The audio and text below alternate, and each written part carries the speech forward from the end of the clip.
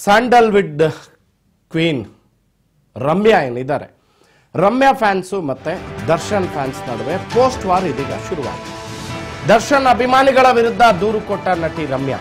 Dachu fans ವಿರುದ್ಧ police ಆಯುಕ್ತರಿಗೆ ರಮ್ಯಾ ದೂರನ್ನ ಕೊಟ್ಟಿದ್ದಾರೆ. ಅಶ್ಲೀಲವಾಗಿ ಮೆಸೇಜ್ ಮಾಡುವವರ ವಿರುದ್ಧ ದೂರನ್ನ ದಾಖಲಿಸಿದ್ದಾರೆ.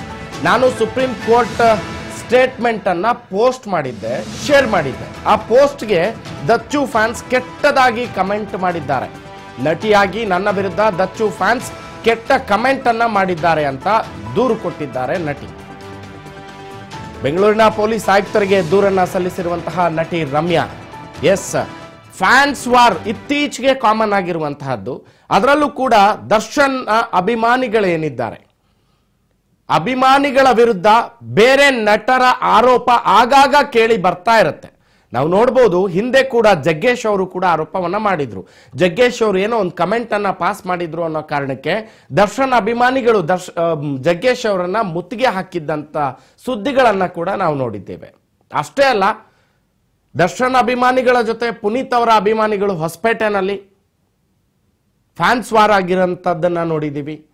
ಇತ್ತೀಚೆಗೆ ಸುದೀಪ್ ಅವರ ಫ್ಯಾನ್ಸ್ಗೂ ದರ್ಶನ್ ಫ್ಯಾನ್ಸ್ಗೂ, ಹಾಗೆ ಈ ಸೋಷಿಯಲ್ ಮೀಡಿಯಾದಲ್ಲಿ ವಿಶೇಷವಾಗಿ ಕಮೆಂಟ್ಗಳನ್ನ ಮಾಡಬೇಕಾದ್ರೆ ಎಲ್ಲೇ ಮೀರಿ ತಡೆ ಇಲ್ಲದೆ ನುಡಿತಾ ಇದ್ದಾರೆ ಅಂತ. ಯಾವ ರೀತಿ ವಿಕೃತವಾದ ಮನಸ್ಥಿತಿಗಳಲ್ಲಿ ಇವರು ಕಮೆಂಟ್ಗಳನ್ನ ಮಾಡ್ತಾರೆ ಅನ್ನುವಂಥದ್ದು ಪ್ರಶ್ನೆ. ಹಾಗೆ ನೋಡಿದ್ರೆ ನಟಿ ರಮ್ಯಾ ಕನ್ನಡದ ನಟಿ, ನಮ್ಮದೇ ಆದ ನಟರು, ಯಾಕೆ ಈ ತರದ ಫ್ಯಾನ್ಸ್ ವಾರ್ ಶುರುವಾಗ್ತಾ ಇದೆ ಅಂತ. ಯಾಕೆ ಅಭಿಮಾನ ಸರಿ, ದುರಾಭಿಮಾನದಿಂದ ನಡ್ಕೊಳ್ತಾ ಇದ್ದಾರೆ ಅಭಿಮಾನಿಗಳು ಅಂತ. ಅಭಿಮಾನಕ್ಕೂ ಒಂದು ಎಲ್ಲೆ ಅನ್ನೋದು ಇರುತ್ತೆ. ತುಂಬಾ ವಿಕೋಪಕ್ಕೆ ಹೋದಂತ ಸಂದರ್ಭದಲ್ಲಿ ಇತ್ತೀಚೆಗೆ ಆದ ಕೆಲ ಘಟನೆಗಳನ್ನ ಹೆಸರಿಸಿ ಹೇಳುವಂತ ಅವಶ್ಯಕತೆ ಇಲ್ಲ ಅಂತ ಅನ್ಕೊಳ್ತೀನಿ. ಯಾಕಂದ್ರೆ ತುಂಬಾ ದೊಡ್ಡ ಮಟ್ಟದಲ್ಲಿ ಅಭಿಮಾನ ವಿಪರೀತದ ಹಂತವನ್ನ ಮುಟ್ಟಿದಾಗ ಅನಾಹುತಗಳು ಸಂಭವಿಸ್ತವೆ ಅನ್ನುವಂಥದ್ದು. ಅನಾಹುತಗಳು ಸಂಭವಿಸಿ ಬಿಡ್ತವೆ. ಮತ್ತೆ ನಮ್ಮ ನಾಡಿನಲ್ಲಿರುವಂತಹ ಸಂಸ್ಕೃತಿ ಅಂಥದ್ದು. ದರ್ಶನ್ ಫ್ಯಾನ್ಸ್ ಆಗ್ಲಿ, ಮತ್ತೊಬ್ಬರು ಫ್ಯಾನ್ಸ್ ಆಗ್ಲಿ, ಒಬ್ಬ ನಟನಿಗೆ, ಕಲಾವಿದನಿಗೆ ನೀವು ಕೊಡ್ತಾ ಇರುವಂತಹ ಮರ್ಯಾದೆ ಆದ್ರೂ ಎಂಥದ್ದು? ಹಾಗಾದ್ರೆ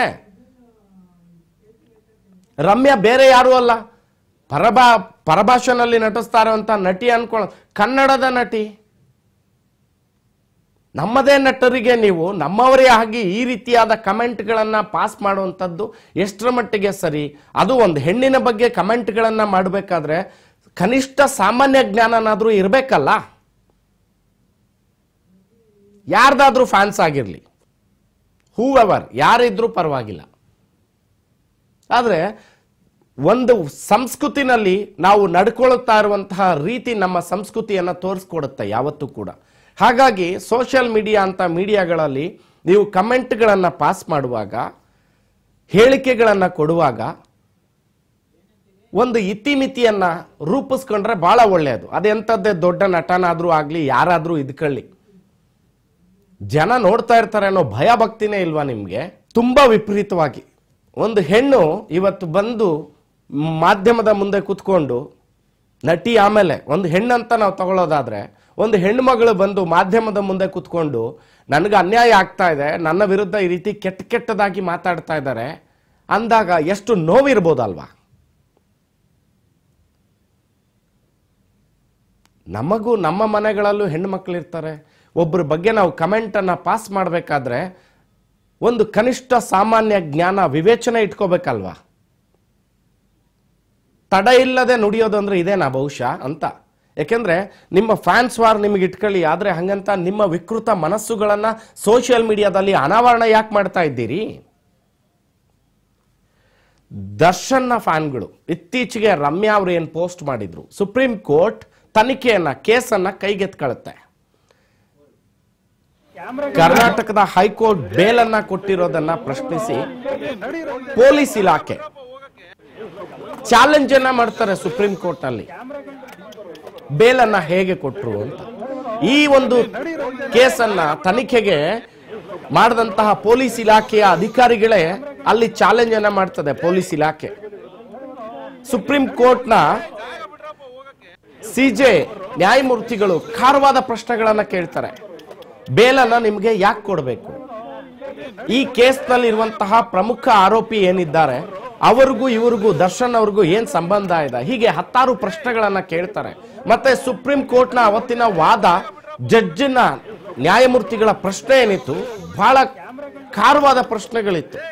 ಇದನ್ನೆಲ್ಲ ಹಂಚ್ಕೊಳ್ಳುವಂಥದ್ರಲ್ಲಿ ತಪ್ಪೇನು ಕಾಣಿಸ್ತು? ರಮ್ಯಾ ಅವರು ಈ ವಿಚಾರಗಳನ್ನ ಸೋಷಿಯಲ್ ಮೀಡಿಯಾದಲ್ಲಿ ಹಂಚ್ಕೊಂಡಿರುವಂಥದ್ದು, ಸುಪ್ರೀಂ ಕೋರ್ಟ್ನಲ್ಲಿ ಏನಾಯ್ತು, ಏನೆಲ್ಲ ನಡೀತು ಅನ್ನೋದನ್ನ ಹಂಚ್ಕೊಂಡಿರುವಂಥದ್ದು.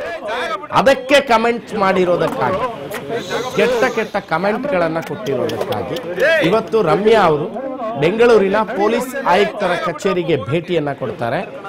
ಭೇಟಿ ಕೊಟ್ಟ ಬಳಿಕ ಆಯುಕ್ತರನ್ನ ಭೇಟಿ ಮಾಡಿ,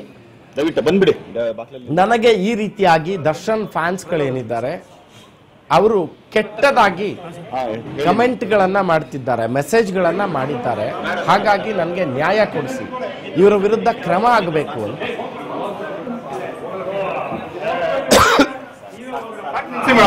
ನೀವು ಅಲ್ಲಿದ್ ಬಿಡಿ, ಯಾರು ಬರಲಿ, ಸ್ವಲ್ಪ ಸೈಡ್ ಆಗ್ಬಿಡಿ. ಬೇಡ ಬೇಡ ಬೇಡ